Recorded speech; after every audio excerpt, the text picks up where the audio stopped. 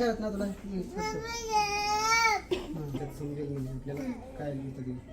म्हणजे ती श्वासन नलिका असते ना ती बाजूला सरकलेली होती पूर्ण अशी. काय बोलता? ते गाठी गाठ होती ना ते गाठीनं त्या श्वासन नलिका असं बाजूला सरकली होती. मग ती मॅडमला म्हणे CT स्कॅन करावं लागेल म्हणे. आणि त्याच्यामध्ये CT स्कॅन केलं मग ती गाठ दाखवली. ते गाठ त्या औषधीने ट्युटिंगमुळे ती गाठ कमी झाली आहे. चालू आहे कमी कमी. बायोप्सी केली गाठी बायोप्सीमध्ये कॅन्सर सांगितलं.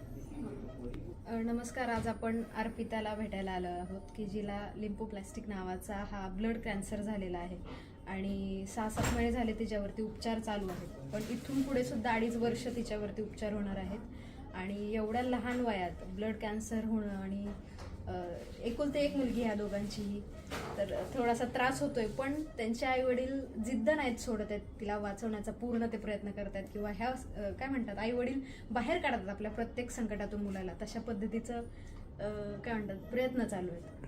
तर एक हा व्हिडिओ काढायचा मम्मा खरं तर हा व्हिडिओ काढायचा एकच अर्थ आहे की होईल तेवढी त्यांना फायनान्शियल मदत व्हावी, ह्यासाठी आपण हा व्हिडिओ बनवतोय. ठीक आहे, तर मिनिमम डॉक्टरांनी 8.5 लाख रुपये असं तिचा खर्च सांगितला आहे आणि रोजच्या रोज तिला किमोथेरपी पण चालू आहे.